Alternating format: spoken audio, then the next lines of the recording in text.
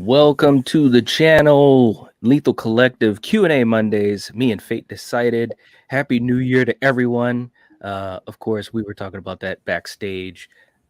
Happy New Year, and hopefully everyone has had a safe holiday and so forth. But here we are back at it. Let me ask you something, Fate. We haven't talked about this. So last week, we kind of took our holiday week off. Did it feel weird to you? Absolutely. I hated it. I did. It was like, yeah. Like I wanted to text you guys and be like, let's on Friday. I wanted to text you guys and be like, let's do a stream, but I was like, I'll let them go. But yeah. I mean, we just get in the habit. You know what I mean? And get in the rhythm, and it's just different. Like I expect it. Like I even plan my days towards it. So like I even on Friday, because Monday, like we all kind of talked about it. I was like, okay. So like I had already planned it, but like by Friday, like I forgot. So I'm I went and got to like Friday, and it's like 2, and I usually like start getting ready for the stream, make sure everything like that I need to post on all the other channels and whatever I gotta do is done. So I kind of ease into the stream, and then like I'm like, oh yeah, I don't have a stream. Right. So I didn't know what to do with my time. So I was like, oh. Well, it is crazy because you really do schedule your life and kind of like your rhythm around it, because if you do something like consistently in a routine, it's just natural habit, man. It's crazy. I felt the same way though. Just a blanket hello to all you guys in the chat. We see Lisa's in there and Russell. We'll catch up with some of you guys, and also if you do have any questions, feel free to throw them our way. We'll try to get to as many as we can. Wayne, what's up, Wayne? And Lisa, what's going on? What's up, Lisa? We need the Bills tonight.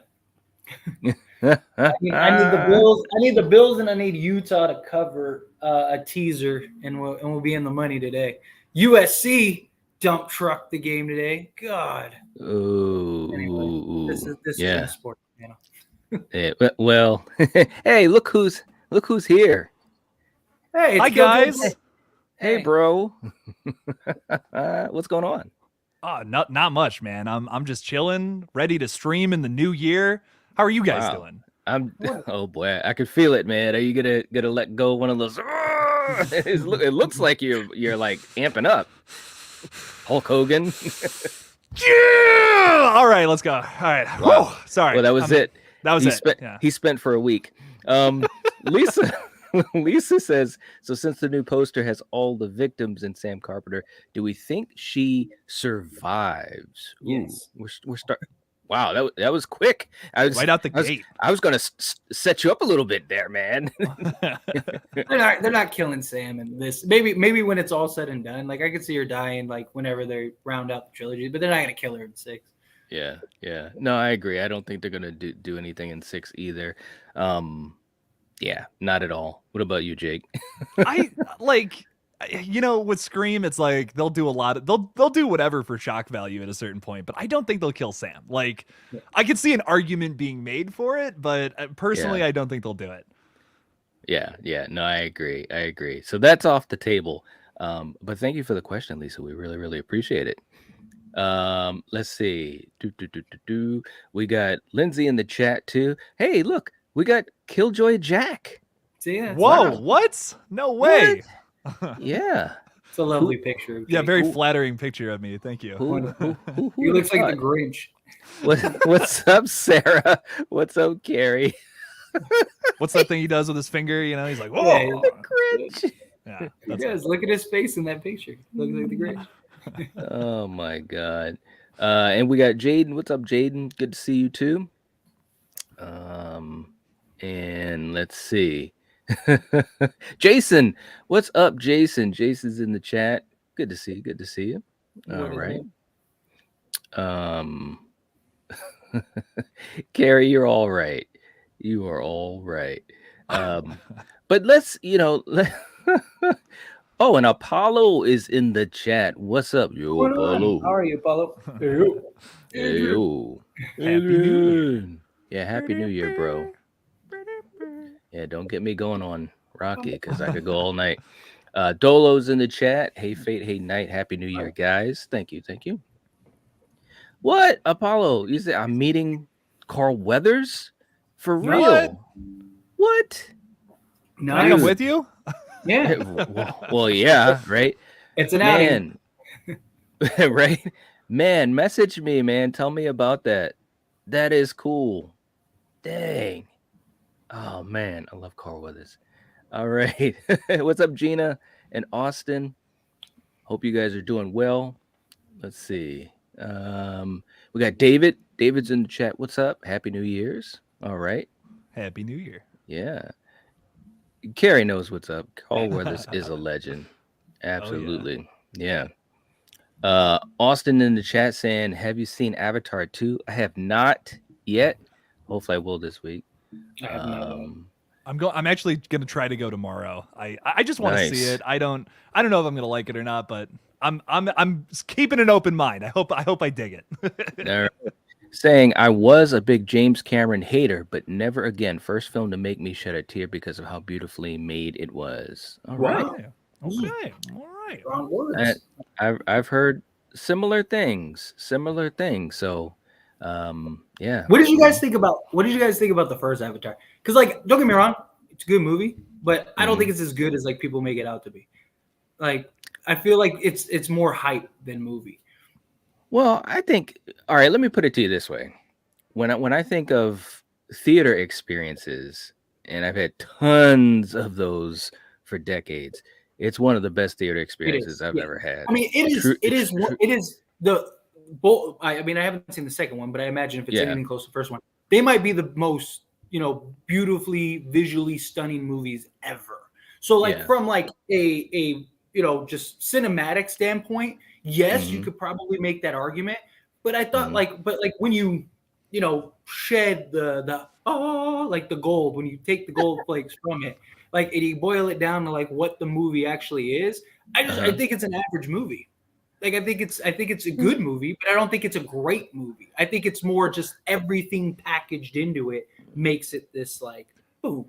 Well, I also go ahead. No, go ahead, Jake. I just wanted to add one thing to that. To me, like, everything I've read about Avatar is almost more interesting than the actual movie, and that's not even a negative thing towards the movie. It's just like, I totally get why people love it. Like, I totally understand why people are so into that movie and that series and all these movies coming, because it's so immersive. Like, that's the one, like, yes, it is. Like, honestly, I agree with you, Fade. I think it's an average movie, but it's so immersive that I totally get the love for it. Like, I don't know if you read about like the whole, like, people were having depression and stuff because like they couldn't visit Pandora. Like, it's not a real place. Yeah. So they were like this one guy like dropped out of college and all that because of it.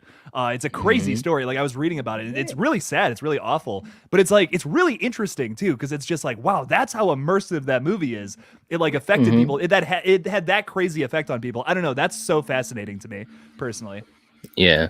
Well, one thing I was going to say is that I think it really just depends on the type of movie person you are too, man. I mean, like, to me, Star Wars is like iconic, but there's some people that can't stand sci-fi or Star Wars or anything like that. Same thing is true for like Rocky or no. Let me think of something different. Like, well, you guys get what I mean. I think it really depends on the type of movie person you are and what you find entertaining. Now, on an even plane, I'll say, it's not the Second Coming or anything that's super. We've seen this before, absolutely. But I think for what it was for me, I found it really enjoyable. I think sometimes when something is so successful, like Avatar, even like, some of the Marvel stuff, a lot of times people try to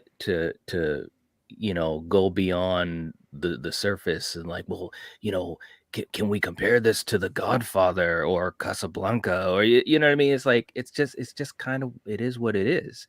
But I will say that I'm really hopeful that I'll enjoy the second one. From everything I've heard, with no spoilers whatsoever, of course, it seems like a lot of people are enjoying it. I actually have one friend, kind of like what we saw in the comments. I had one friend that was kind of said almost the same exact stuff you were talking about, Fate, as far as, well, yeah, the first one was nice, but I don't get all this, it's not the greatest thing I've ever seen.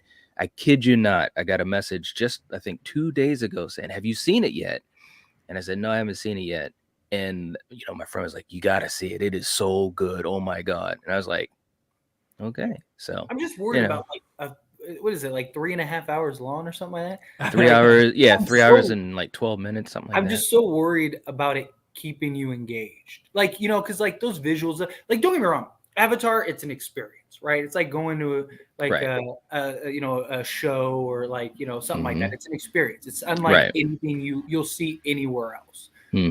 But I don't know, like I've gotten a lot of mixed stuff. Like I have like friends, like even my dad was like, I was like, he saw it and I was like, how was it? He was like, like it was just kind of long just to be long. I was like, really? I was like, that's my concern. He's like, yeah, I felt like they could have cut half the movie out. And he's like, he's not like a big like movie critic. Like usually I'll be like, that movie was terrible. And he's like, oh, it's okay. He's usually like the one telling me like, nah, that movie was pretty good. Right. But he was like, yeah, it was kind of like, yeah, I just got like an hour and a half into it. And I was like, I kind of want it to be over. And I was like, wow, that's surprising. Like it surprised me coming from him. I think I'm not gonna watch Avatar. Like I'm not gonna watch Avatar 2 the same way I would like a new Halloween film though, and I think that's my big thing. Like I'm not looking for like I guess for me at least, like when I think about the first Avatar and going back to that, I haven't rewatched it since. I don't know, I just haven't felt like a reason to go back and watch it. But my big takeaway from it when I saw it in the theaters was about how immersive it was and how cool it was to be on this planet following these characters. So that's how I'm going to watch it and judge it personally. But I get why it's not for everybody. You know what I mean? It's not something that's just. It's just something that I think only so many people could enjoy personally. I don't know. Maybe that's just me, but no. I hear you on that. And like I said, there's some people that, they're really big into those types of movies, and some people that are they're going to watch it because of the hype or because, it's the newest movie out or whatever. And so it may not be for them. Absolutely. Real quick too, we got a super chat coming in from Denisha for $2 super chat. Thank you so much. Saying, Night, are you ready for the Creed 3 trailer? Yes. I'm ready for it. The trailer looks good. Yeah, I mean, I'm a diehard Rocky fan, so there was no way I was not gonna see it. But the trailer, it did look really, really good. I agree with you, Denisha, and I'm pretty hyped for it. Pretty damn hyped for it. I'm excited for it. I haven't. It's been a minute since I've only seen Creed 1. I haven't seen the second one. So I gotta do some catching up on that. But I'm excited for it. Yeah. I thought they were both. I thought they were both good movies. I thought they were nice moments because you're always worried about that, like when they do like spinoffs to like the like classics. But I thought that it was like, especially the first Creed. First Creed I thought was really well done. Like it being a spinoff. Part 2 was really good too, though. So I was really surprised that part 2 was, as good as it was. I think 3 was, probably a better film overall. And I think 2 did something, I'm not going to spoil it, Jake, but 2 did something a little bit different that made it good in a different way. But you get a little nervous, but so far so good. I mean, I'm just a sucker for the franchise. I'm a sucker for sports movies anyways. So, we've got Magenta in the chat. What's going on? Saying, "Hey, Fate, are you?" Here we go. Are you finally on board the Stew train? He's literally on the train map. So is every character in the franchise. There it is. It's not like Stu's the only one on that. Like... So how are we feeling about that dot being a different color? By the way, I mean, it could mean a multitude of things. So like of course I made a video on it, as I'm sure all of you did.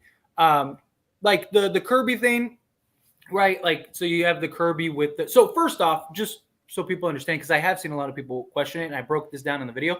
So like each color line is each season, or not each season, each movie. Right? So like the red line, all the characters are pointing to the red, because I see people like, oh, does the red mean is it because they're dead? And I'm like, no, it's the first film, second film, so on and so forth. But like Kirby is one, it's a train map, right?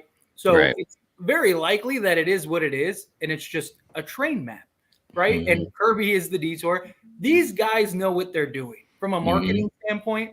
They know if you put Kirby and you put Stu and do something even just slightly different, everyone's going to talk about it and blow it up. Now, could there be significance? Yeah. Sure.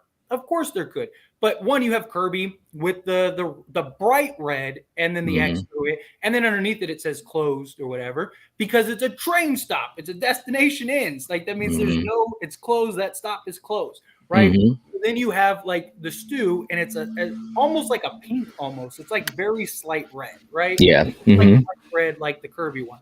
Now that can mean a couple of things. One, it could just mean that means that there's a hiccup or a delay, just like a train map, which means it can be a train map. Or another thing that I threw out there is because I still don't believe they're bringing Stu back, and I think this is just a poster. I don't think that this is like confirmation Stu's back. I mean, you can make an argument the other way. It's not confirmation dead, but it could be red for significance, like signaling maybe Leslie Mocker, right? Maybe it's, and it's some tie-in and connection into that. I took it because it doesn't have an X in it, right? We know Kirby's alive now. That's been confirmed. It was in the last movie, whatever. Yeah. Underneath that, though, like in that Easter egg in Scream 5 is like the theories, is all the conspiracy theorists like saying like, is the real Stu Macher still alive or whatever it says at the bottom. So maybe it's like it's not 100% confirmed kind of thing. Like some people are out there who still believe Stu is alive and are adamant about it. That could be something they actually play into in the movie. That's what I talked about in my video, which I'm kind of not against that, honestly. Like I don't think they'll actually reveal that Stu is alive in the movie, but I think it'll like Xtron just said it. I think it'll be commentary on conspiracy theories, like revolving around Stu, and how there's like a small subset of people that think he's still alive or something. It's kind of it's fun. It's poking fun at the fandom. I think I'm okay with it. I think it's funny. Yeah, I'm okay with it as well. And I think it's, again, it's just a clever way for them to do something that's, relevant to this particular movie with a callback to the entire franchise. And I don't think it necessarily means one thing or another, but they understand that we're all going to look at it a certain way. And that's genius marketing. Absolutely. It's marketing 101. They know, like, that's right. You don't like, because they could have easily made that Stu dot, like if there was some substance or some significance, they easily could have, like, because you could see that poster and not even see that Stu's dot is red, right? Like you could miss it, like because it's so faint. Right? It is faint. Yep, so very faint.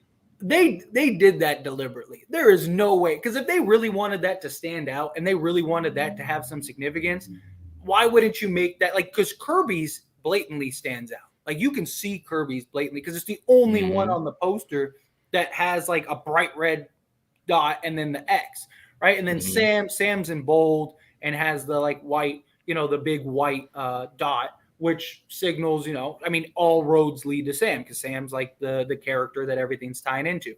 They did that subtly for a purpose. Is it just for marketing purposes to get people talking? Possibly. Is it for, some significance? Maybe. I think it's more likely that Leslie Mocker is going to be the connection to Stu than Stu himself. There's no way they established Stu's sister, Leslie Mocker, to do nothing with it. Like, whether she becomes killer or she becomes something else, like one way, I just don't see them making a character that significant. Her son dies, and and they have all this tie-in, and then they're just like, we're just gonna leave Leslie Mocker in Woodsboro. Like I don't necessarily think that. So I really could see this movie being a movie where they kind of make you believe Stu's here, and it's revealed that it's Leslie Mocker. Not maybe she's Ghostface, maybe she's the mastermind, maybe she is just a suspect that showed up for whatever purpose or reason. You know what I mean? Like we'll see how it goes. But I don't know. Yeah, I don't put too much. Yeah, I mean it's cool though. I will say it is pretty damn cool. When I saw it, I was like, great poster, dude. It is. I was like, man, and again, if that's like a little bit of a preview of some things that we will see as we lead up to the movie, it's very exciting. Because it's like I think more movies, obviously it's budget as well, but I think when you do really cool things like that really kind of go beyond just a poster showing a couple of faces or whatever, I think it shows a lot of creativity. So it's got me hyped. I mean, look, again, like they know what they're doing. They know people are talking. They know that there's these two factions. Like they know that, and it's free marketing. Now, personally, I wish that they would just give us an answer one way or another. Like I really do. Like I wish, like they're kind of playing into it, but I think playing into it kind of could potentially hurt more than it could help. Like it's not right now, but like if you get through Scream 7 and there's no Stu and you just keep playing the like Easter egg, like planting the little gems and like, oh, he's coming, and then you don't do it, then now you're gonna have a lot of pissed off people. So I do think they're playing a dangerous game. And I have people like all the time, like, what are you gonna do if Stu comes back? What are you gonna do if Stu comes back? If he comes back, he comes back. I think people act like my head's gonna explode. Like, I mean, it might. People act like I'm gonna dissipate like in Infinity War. Like, hey, dude! All of a sudden, like he shows up in the movie and like he turns towards the camera and it's all meta and he snaps his finger and everyone who didn't believe. Like yeah, no, but like that's the thing. Like I just if he comes back, he comes back. I just think it's pointless at this point. Like for what? Again, I always go back to like I understand fans want it, but like outside of fan like just appeasement, what real reason at this point is there to bring back Stu? There isn't. It's literally it's strictly fan service, which fan service is a very powerful thing. Don't get me wrong. That's why I will never 100% rule out Stu returning, because fan service is a big thing. But at this point, there is no reason to bring Stu back at this point after all these movies and all these years and no real concrete proof that he's alive, other than like people looking into stuff that may or may not be clues. Like I said in my video today, I was like, if they brought Stu back in like a Halloween 2018 style sequel just to the original, and it's about like Sidney Prescott, brand new timeline or something, and then they bring him back, okay, like you could make something up where he's been in prison for 20 years or something with nothing else that happened in between. But that's the only way they could do it, and I just don't see why you would make that movie. That was my big argument, because it's like Scream at its core is about like two things to me. Like give me a good horror commentary, give me a good murder mystery with good characters. That to me is so essential, and you're losing one of those big elements by making that film. So I don't know. It's one of those things that I just personally I can't see a really good way to do it. But if someone has an incredible idea that I'm just totally missing, fuck yeah, go for it. But and that's the thing. Like, look, good storytelling, good writing, good everything could do it. I just don't see why they would want to write that story. Like, you're telling me you have no other ideas, no other directions, no other like this is their one opportunity to show Scream can exist without Sidney, right? So like, why would you want to bring Stu back in this film? Yeah, so don't fall back on characters, especially when you like that. You have to kind of ignore that without Sidney Prescott. Is my thinking, and it makes no sense without Sidney. Like, why are you going to have Stu? I mean, yes. Well, hang on, Fate. What's Nightwatch here? Well, well, wait a minute. I don't think it's all that shocking. I was just in the flow. I was just in the flow of the conversation. Jake's like, oh, suspense. Hit me. Wow. I'm excited. I'm scared now. No, I was just gonna say, unless the idea is that by bringing him back, and we're assuming this is a trilogy, of course, there's going to be a 7, unless we're assuming that by bringing him back, somehow they tie up all the movies all together, and once the trilogy is ended, then it's kind of like a really nice, neat bow, because unfortunately, and I agree with what you guys have said, because we've talked about it, I've talked about it too, with any of these franchises, and Scream is no different. The question is, when do we move forward, or when do we move on? How do we do it? Obviously, Halloween understood that for better or for worse. With Halloween Ends, they figured out a way to just be like, boop, and that's it. And presumably, and as much as I, enjoy Jamie Lee Curtis, presumably that's the last time we're going to see her as Laurie Strode. So it's done. It's over. But unfortunately for Scream, we're right in the middle of this trilogy, and they've brought back the past. They had the whole connection to Billy, they brought back, and now they're bringing back Kirby, which of course, we're just talking about 4, but still, so they're still like tied to the past. So to me, if Stu comes back, which I don't know, I don't have any issue with it as long as it's done right, just like anything else. But what if the idea is somehow to tie up all the movies, and by the end of 7, we have an actual way to look at all 7 movies and be like, okay, like that's like one huge saga. Now, I know Nev is a huge question mark in all of that because, like they said, her departure greatly impacted, what was going to happen in this movie. So, that being, kind of taking that out of the equation, that's the only way I can see them bringing back Stu and having it make some type of sense is as far as to say, okay. That's my only thing is why bring Stu back? You don't need to bring him back to have a full circle. I definitely think by the time we're done with everything, this will all connect to the beginning. I do think at some point it will all connect. But you can make an argument it'd be better to bring back Angela for the full circle moment than Stu, right? Because Angela's death was kind of suspicious. Like she's the only death that's never been on the kill list, right? So you could easily make that connection and make it believable that she's alive. And she would be the perfect full circle moment because she was there from the beginning. She was there with Roman. She was, you could easily have like a full circle tie-in that way. Oh, I'm sorry to hear that. Be healthy. Be safe. Hey, Vic. Yeah. But hope you're okay. Yeah, no, my only thing that the only thing that I don't think makes sense is that the whole Sydney and Stu, yes, could you make it work without Sydney? Sure. Right? Yeah. But that is the big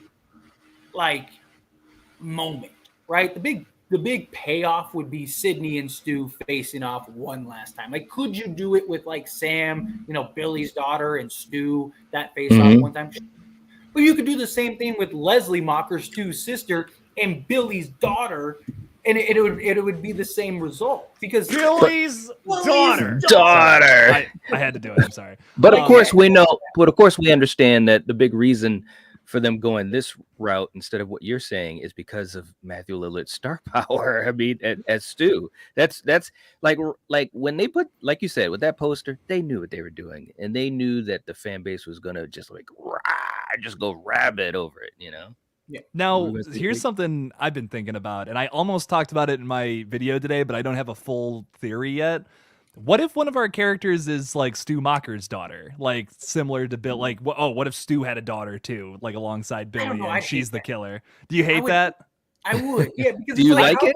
I don't love it. I don't love it. How many teenagers are popping out babies? You know what I mean? Here's my only thing about it. I think it's plausible, but it's not personally. If I'm in charge of Scream 6, I'm not writing that. But I don't want to write it either. Yeah, I wouldn't want to be the person to write that, but.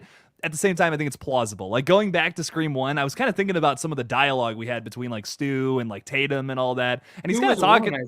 Yeah, Stu was totally a womanizer, just like Billy. Oh, yeah. So I'm that works. I actually it works, but I'm not I don't love it. You know what I mean? Nothing about that is oh yeah, that's not really tickling my pickle, as we say.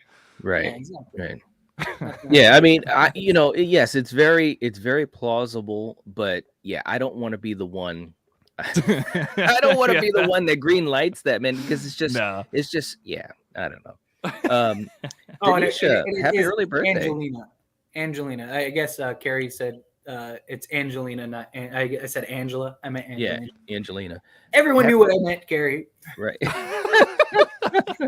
Love God, you, man. God, Carrie. Thanks, buddy. Happy early birthday to Denisha. Happy early birthday. Happy early birthday, Denisha. Right at the top of the year. Nice. Right? Yeah.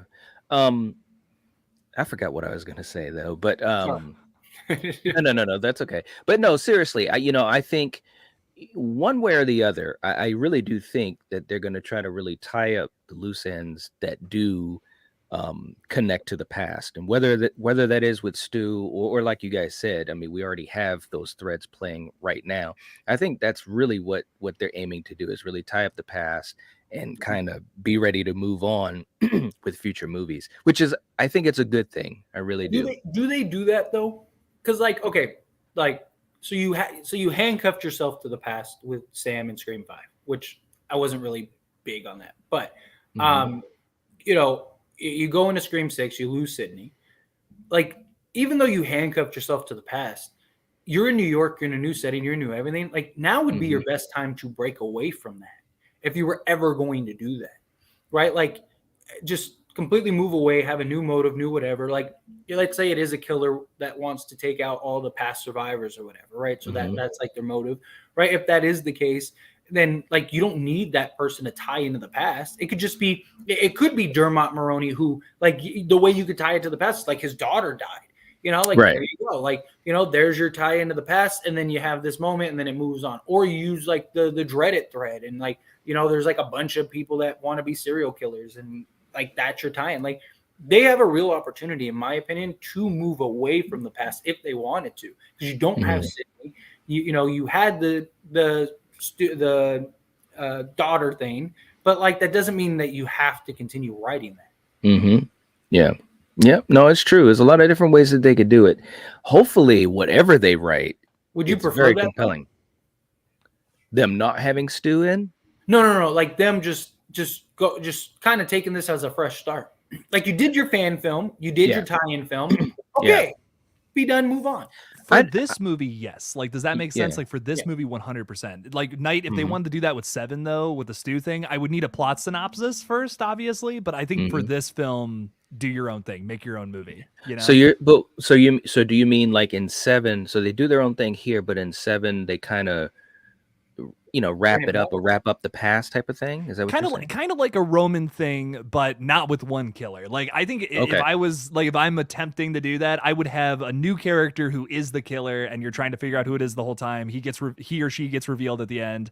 And then it's like, oh, but also I was working with Stu Macher. You know what I mean? Like, fine. Okay, cool. Whatever. You know, like, if that's how we want to end it, I'm fine with that. But like, this movie is just not the movie to do the Stu thing, in my opinion. Yeah. Do you think so? Or here's my thing, because now you made me think of it a little differently. So let's say in this movie, you know, whatever's going to happen, they are kind of going down their own road. They are kind of standing apart from, you know, the West legacy and so forth and so forth.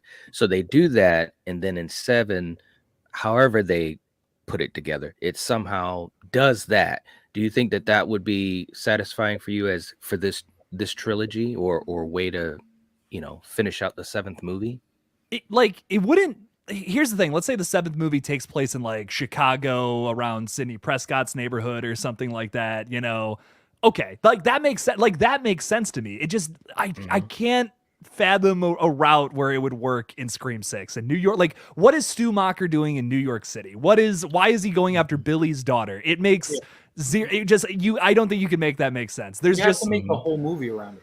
Yeah, and it doesn't make sense to do it in New York City. It doesn't make sense to have it without Sidney Prescott or Dewey, for that matter, which is why, honestly, I think if they're going to bring Stu back, I just feel like the best way to do it is in a new timeline where Dewey's there, Gail's there, everyone, all the original cast is there again, which you could do in a 2018 style Scream 5 requel. was the best chance. If you were ever going to bring him back with this new installment, Scream 5 was the opportunity. You had Stu's house, you had everything. Like, the fact that they didn't bring him back in Scream 5, especially with Matthew Lillard pushing it so hard, they could end everything tying to the past. He is in Scream 5, though. Yeah, he is. He right. As the flamethrower goes face. Yeah. But like, you literally could have had, like, if you were ever going to bring Stu back and write him back into the story, Scream 5 would have made the most sense, or at least give you the definitive, like, he's alive. Here's where he is. Like, set the groundwork for him to come back in a 6 or 7. They didn't do that. Right? Like, you know, like, people, will say like, oh yeah, but they talk to him in like present tense, right? Like, my answer is like, if I say Jeffrey Dahmer is a psycho, that doesn't automatically make him alive. Like, people talk about the dead in present tense constantly. You know, you talk about people in the present tense constantly. Like, they didn't give a definitive, like, he's alive, here it is. And that's the only way you're going to be able to build it. Otherwise, you're going to have to structure an entire movie centered around Stu returning and being alive. Where has he been? What has happened? Why? What he just, like, how did he survive? Like, you know, like, people are always like, well, he could have, like, you know, faked his death. How? He couldn't go to a hospital. Like, it's, you know, like, what is he just going to show up there and be like, hey, no, my name is Bill Mocker, like, you know, like I am Billy Mocker. like, you know, like, what is he gonna do? Like, that's the thing. And like I saw like Mark earlier say, like, why do I hate the idea of Stu coming back so much? It's because, like, what's the point? And that's not what Scream is. Like, you know, it's supposed to be a story. It's supposed to be, you know, every film is supposed to be a new thing. If we bring him back, what's next? What fan service is going to be? Jill? Are we going to bring Jill back eventually? Are we going to bring back, you know, and Roman magically the bullet just pierced through the perfect side of his brain? Like, you know, like Mickey's still like why? This is a fresh start. We don't have Wes Craven anymore. Why would you want to run the risk of tarnishing his legacy and what he built with that character, Kevin Williamson, what they built with that character? Like, let the new people do a new thing. Like, I don't even like the idea that they handcuffed themselves to the past, but they did it. You know what I mean? But we knew they were going to do that as soon as you got. It's a Scream movie, man. I mean, it's always going to have to go back to the past. So, there's no logical reason. The reason I don't like it so much is there's no logical reason to bring Stu back outside of just pure fan service at this point. You know, so I have two questions for you, Fate. Like, I agree with you, but how do you feel about like Spider-Man, like a Spider-Man No Way Home? Like, how do you feel about that movie? That's a supernatural style thing, right? Like, that's, you know, of course you can do that. You have alternate universes and timelines, and you know, and that's what I wanted to. I wanted to bring that up. Stuff like, you don't Scream is based in realism. Is there unrealistic moments? Sure, of course, it's movie. Is there movie logic? Sure. Are there things that are just like Tatum's death? Like, that isn't going to happen in real life. Strongest garage door of all time. Of all time. Yeah. Right. It's a great moment. It's a great scene. I don't mind some silly, unrealistic style things, right? But like, I do want them to keep the integrity that is Scream intact. That's what I don't want to lose. Because that's like a big element to it, right? Is that it takes place in reality. And it's like you identify with the characters and you're like, oh yeah, you know, like I've seen a couple of horror movies. I could survive one, but the terror of Scream comes from that. It's like, oh no, not with Ghostface. Like he also knows horror movies too, so get fucked. You know what I mean? Right. So like I like just, that. That's a huge appeal to it to me. And you lose all of that by doing something supernatural or something like really far out there like that. You know, so I'm to me it ruins too many of the cool things about Scream to bring it back, to do that fan service. Exactly. You mean to bring Stu back specifically? Yeah.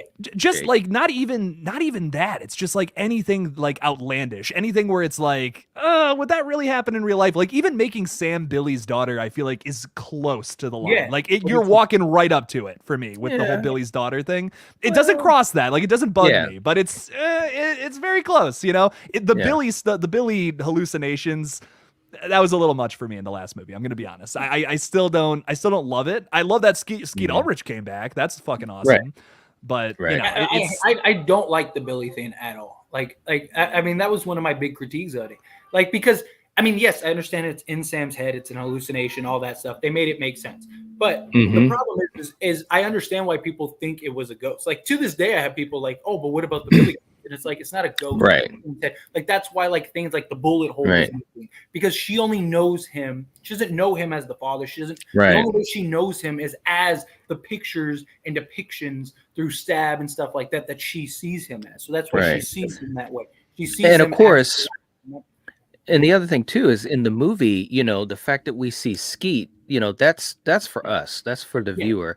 You know, it's basically trying to give us the bird's eye view inside of her mind, and it doesn't necessarily mean that like when she's dealing with it that he's like right beside her, like, you know, hey, what's up, you know, and that's a constant thing. Like mental illness doesn't work exactly like that. You know what I'm saying? So, you know, for us, it was a representation of that character, but in her mind, you know, it could be the type of, I mean, hell, man, I think about, you know, family members that have passed, you know, and it's not like a constant thing, but I'll just think of them and maybe whatever, you guys get what I'm saying. So, you know, in the movie, that was kind of their way to do two things: show that she was unstable mentally and give us Billy back, you know. Now, whether or not, you know, I agree with you, Jake, you know, it was a fine line, but I get what they were trying to do. They were trying to kind of have their cake and eat it too. But real quick too, I just want to say to Martin, thank you so much for the super chat. Oh, thank you, Martin. $5 super chat. saying, "What if it's Sam's mom that becomes the new Mrs. Loomis? Sam's mother." Dude, that's never gonna die, man. We're always gonna. No, dude, like I have this horrible feeling it's gonna happen, and I'm gonna loot. Like, so you were talking about Fate's head exploding, man. Like, oh my god, if one of the killers is just like, it's Sam's mother, like, I'll actually, my head will explode. Someone will have to clean up the movie theater. It'll be awful. I don't think they'll make. But to answer, no, I agree with you. First off, yeah. But secondly, like to answer the question, I don't see Sam's mom. I don't think they'll make her the killer. I mean, it is questionable. Maybe they could have her make a tie-in, but then you got to go into just like, why would she want Tara and Sam dead? Although, like, you can make the argument, like, you know, they did keep Tara alive, and at the end they had a chance to kill her, but they didn't. They tied her up and put her in the closet.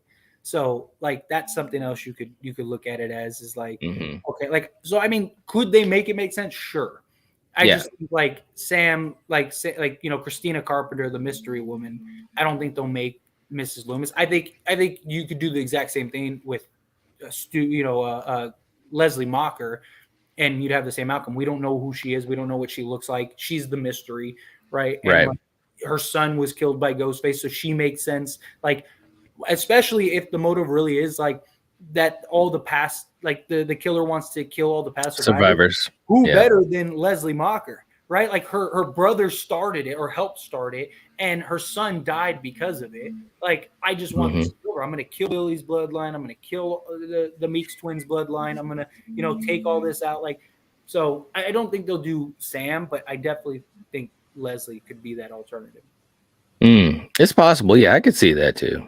Were you going to say something, Jake? I was going to say about Christina Carpenter. Like, I remember when, you know, Scream 6 got announced and all these people were talking about characters and stuff, and everyone's like, oh man, they have to have Christina Carpenter in the movie. To me, I loved that she was absent from the last film. I think it speaks volumes about her character by having her be absent. Like, to me, that's excellent writing. Like, it just shows who she is as a mother. And for her to show up now ruins all of that, and I don't think would have a point. So I don't know. For me personally, I don't think it's necessary to see her mom. Leslie Mocker, on the other hand, like, maybe could be important depending on if, like, maybe Vince has a brother character who's a red herring in this movie. I don't know. You know, I'm like, for me, Fate, I kind of agree with you, dude. I'm just like, why does this franchise feel like it always has to connect to the past? Why can't we have a movie that just completely stands on its own? I don't know.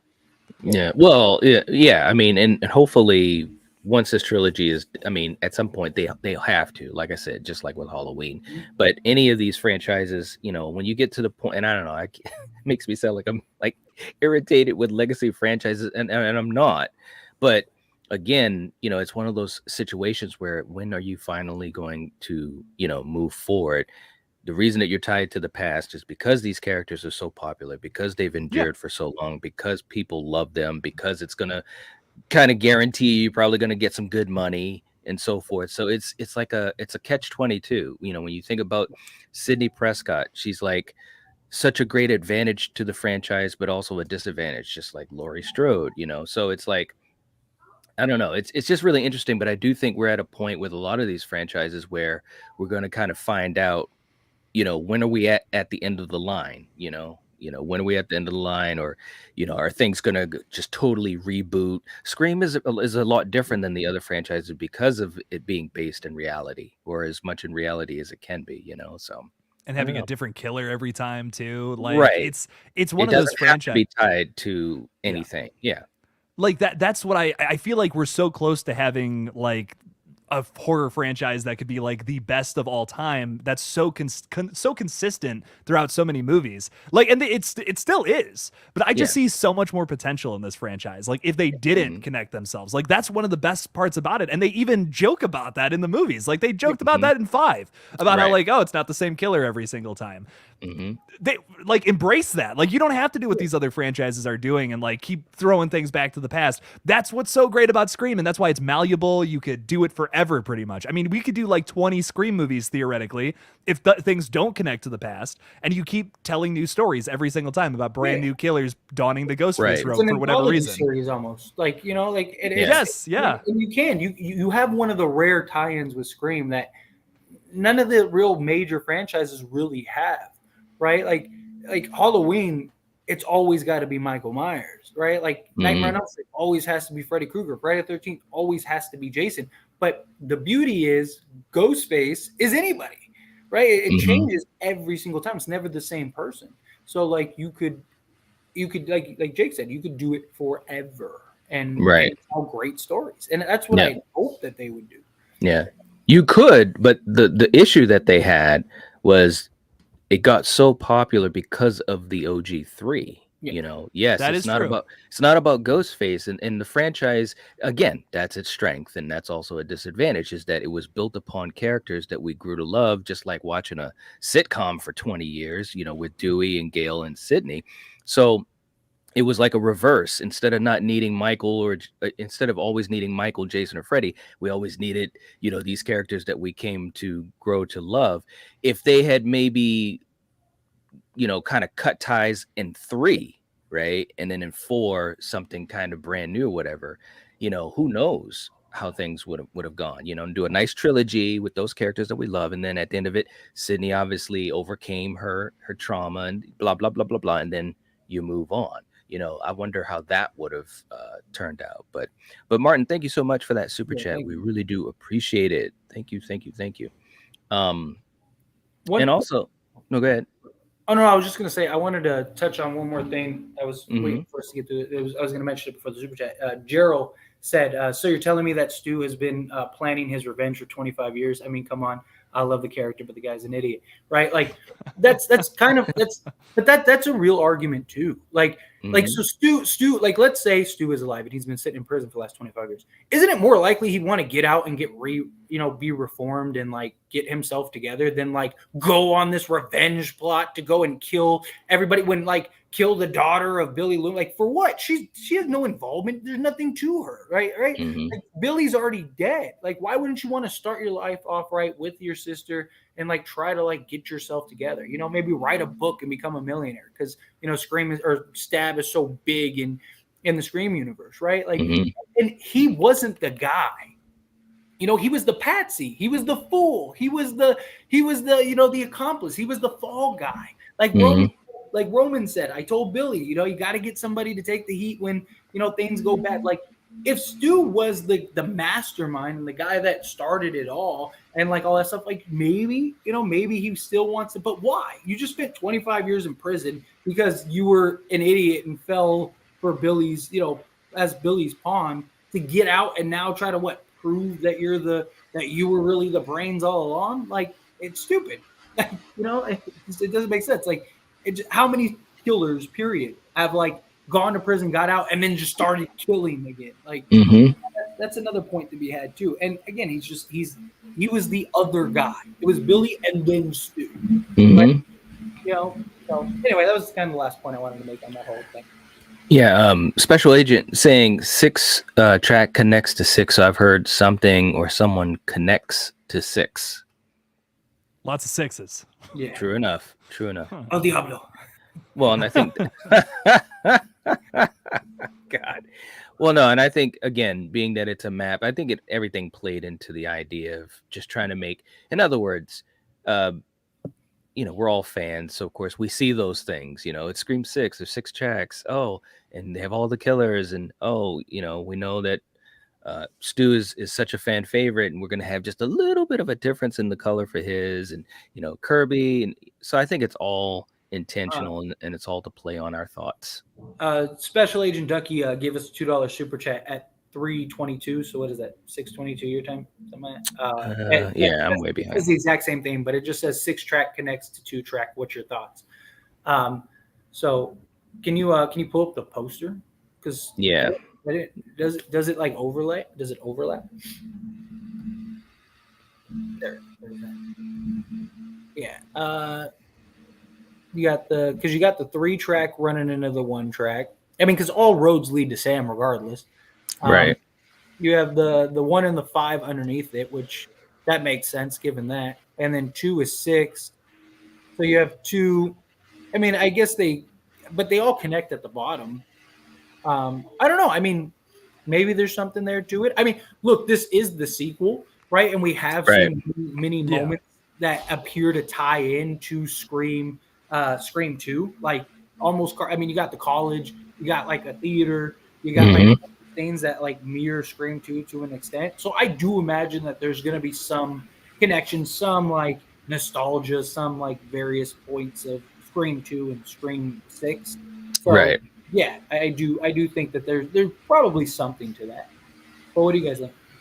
I mean, it's possible. I mean, again, I just think, it's hard to know. It's hard to know because there's so many things from this poster, which is why I love it. There's so many things in this poster that you could say, oh, well, look at this. Oh, well, look at that. Oh, well, you know what I'm saying? Yeah. So it's very possible. But I do love it because it creates the conversation, like obviously that we're having right now, and so many people, fans especially can have. It's awesome. It really, really is. Yeah, and like for me, I just think it like I don't know if anything like connects or if any that's purposeful. Like I see it all connects to Sam, so like I see that, but like I think it's just to make the ghost face because that's cool. You know what I mean? Like maybe that's just me, but I don't know. Totally, I totally agree with you like that. I think it's Enlighten Ghosts in the chat too with $1 chat. Thank you so much. Thank you. Much appreciated. Yeah, I mean it's a lot of cool stuff that it could be. I mean, Mickey's secret twin brother Ricky. You never know. Donald. Yeah, right. Oh, Mickey and God. Donald. Hey, what's up? Jim's in the chat from Now It's Dark. What's going on? I just love that that's a Burger King logo. Yeah. Like I just dig that a lot. Yeah. It is a really cool logo. Love it. And Val's reminding folks, please hit the like. That would really help out. We'd appreciate it. That sounded scary also. Thank you guys. Thank you for reminding people. We appreciate it. Mark in the chat saying one killer is more suspenseful. Oh, okay. Now what do you now? Okay, let me. I'll start off with it, and then I'll let you guys jump into it. I think it could be very suspenseful, especially if done right. But I also think because we have so many characters, and we're in New York, I just don't see it being one killer. I don't think you can. That's what I'm saying. We saw like if you were in Woodsboro, it's a small town, there's a couple people there. It's easier to get to A to B than it is like New York, where like you're on one side of the city and you have to like take a cab for 4 hours just to get to the other side of the city to go kill somebody. Like if we were talking about a cast of just a couple people, 4 people, something like that, okay, maybe. But yeah, we've got too many people in the cast. And plus I think they know. Yeah, I think everyone knows when you think about Scream 3 and trying to imagine how Roman, was able to do all the wonderful things. He literally teleports. He did, dude. Listen, and and of course Craven would love this because not only I remember we had live streams on this. I had a live stream on it, literally talking about specific scenes where there is no way on God's green earth that Roman was able to be here and then there, especially that scene where Sydney was being chased outside of the house in the set in the studio, and he's coming up to her. She knocks him down. She runs around to the front of the house, right? And supposedly he goes into the house and then goes on the other side into the closet and comes out. Now, first of all, how did he know that she was coming in there? And why wouldn't he chase right after her? Right? She's running away. She's running away from me. Oh, I'm going to go the opposite way and hide in a closet. There's several, not to mention him being able to put makeup and blood on himself, stop his pulse rate while Ghostface is running around chasing people, killing people, and he's the only killer. But he was able to play dead until somebody found him and believed he was dead. Like how? Yeah, So. Yeah. And of course, and we know why that happened. Of course, there was, we already talked about all that behind the scenes. Jake, were you gonna say something too? I like something I wanted to play around with in Red Right Hand that I honestly wish we could have executed better. We didn't have enough money for another robe, as you probably noticed. But I love the idea of having two Ghostface killers on screen at the same time killing people. Like, you know it's coming. You know that two people are going to be the killers. Yeah. So why not do a scene like that in Scream 6 where there's two, like someone's getting chased and then as they turn a corner, they get stabbed right in the gut by another Ghostface.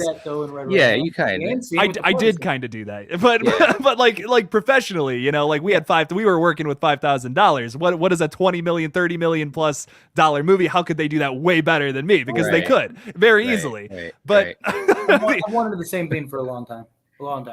Absolutely. Yeah. The other thing with that, though, is now you have the ability to do a three killer reveal and make it suspenseful and genuinely not expect it, because it's like, well, we know there's going to be two killers. You're expecting that from a Scream movie. So yeah, play into that a little bit with some of your chase scenes, but then still make it surprising with the number of killers by having three at the end. This is the largest. This is a really large cast too. I could see them having three killers. Oh yes. I'm not against one killer though. Like, that's not to say I'm against one, but I just think there's an opportunity to do the three killer reveal in a really fun way by doing exactly that. I don't know. Yeah, no, I agree. I'm not against one either if they can do it correctly, execute it very well. But I do think because it's New York, because you have all these things that are kind of going in a different path from the previous movies, I agree. This is the perfect opportunity to have three or more. You know, I mean, you know, there might be lackeys, and then you got the one that's kind of pulling the strings. But I'm just saying, this, if there was ever a time to do it, this is the time to do it. You know. So Mark, thank you for that comment. Really appreciate it. Val also reminding people Jake's going to be talking more Scream 6. All right. What time are you doing it, Jake? 7? Pretty much right after this. So okay. Yeah. He's gonna be like, see you later, guys. Boop, and then hit the button. We're funny. We're streaming and streaming and streaming. There you go. Carrie coming in with a $5 super chat. Thank you so much, Carrie. Saying Leslie Mocker has a lot of reasons to put together a cult. Stu, her bro was killed. Vince was killed. Maybe she doesn't want to do it herself. So why not a cult? I'm gonna screenshot this real quick. What? There we go. Screenshot it. Because she says why? She says Stu, her bro, was killed. Stu, her bro, was killed. Carrie just admitted that Stu is dead. That Stu was killed. Oh! I'm like, dog, what? Like, that checks out to me.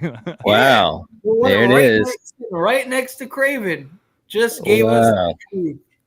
Wow. Carrie's gonna smack you, dude. Yeah, she is. I can see it right now. I bet you she had this look on her face. She was on that whole thing, like that one time where I was like, where I think it was a Craven stream or whatever, and I was like, and I said something, and Carrie was like, "Oh, I'm saving this. I'm gonna do this," and then Craven was like, "Yeah, I'm gonna do it." Like, and everyone got all excited. So, the tables have turned.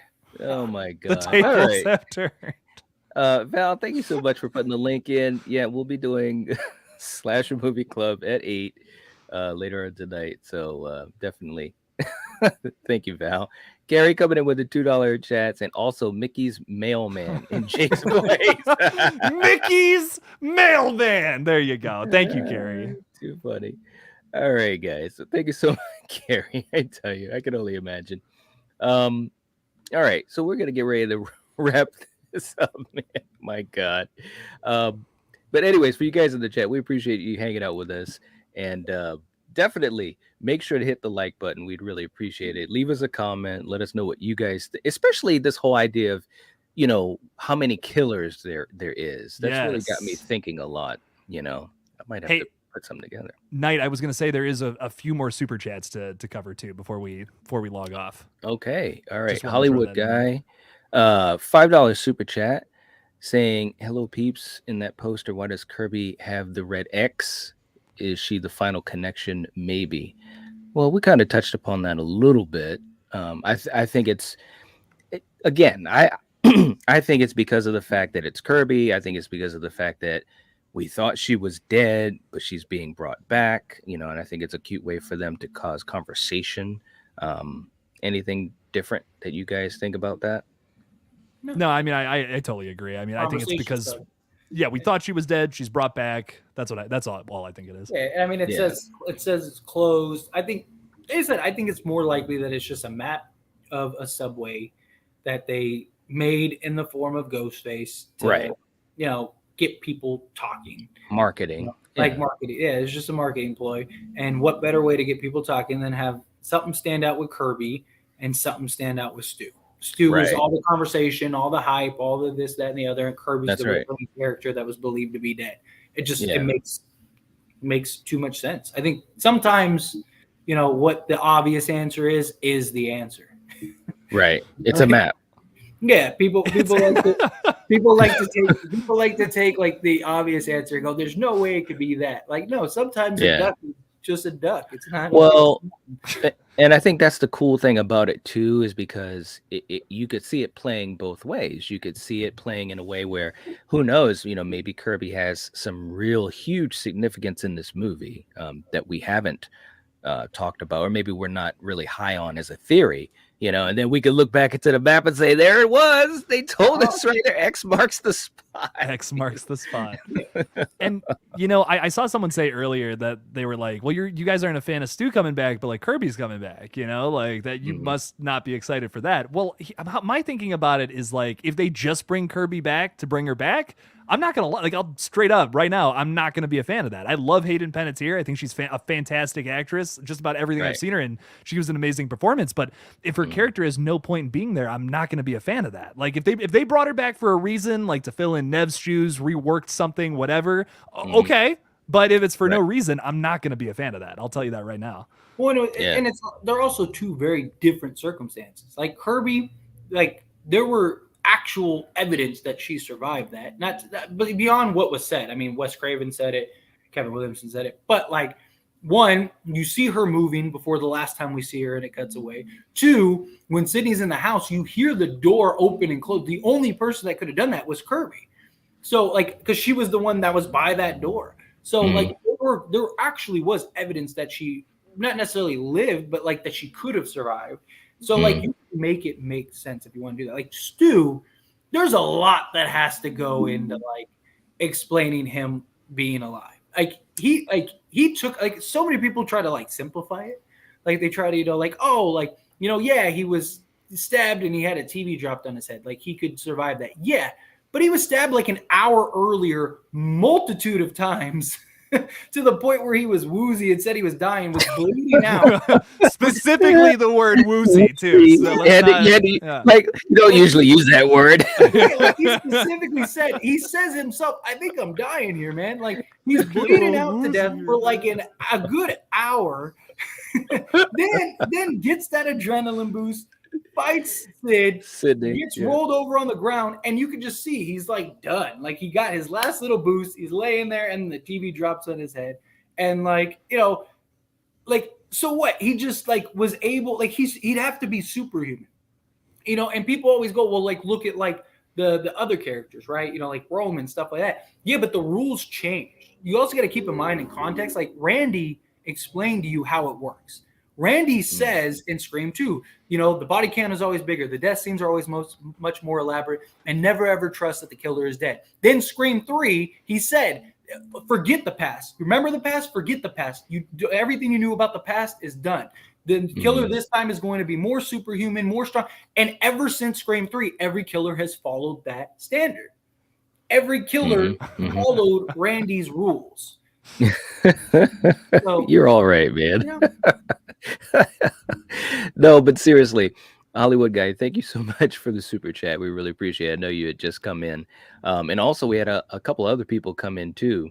I saw Jamie came in, and hey to you guys, and of course Carrie coming back. Oh, look. Hold up, Fate. I meant people think Stu is killed. No, I did not have enough. I did not have enough characters. And yes, I'm gonna smack you virtually, Fate, using my own words against me. He's got the shots, Gary. He's got the screenshots. I do. Right? Are you gonna post that, or what are you gonna do? It was a good fight, Carrie. It was a good fight. Oh, that was good, man. Damn. At first, I didn't know where he was going with it. At first, when he's like, "Okay, let me screenshot this." It's okay. I have a big brain. Oh my God. A Jupiter brain. The Jupiter brain. The Jupiter, there we go. dude. That should be your like nickname. Fate the Jupiter brain decided. I'm gonna start a new channel called Jupiter Brain. Jupiter brain. Let me stop because you'll do it. All right, man. So, anyways, for you guys in the live chat, thank you so much for hanging out with us and letting us just act silly. But we will catch you guys later. Take it easy. The collective has spoken. Peace. Bye-bye.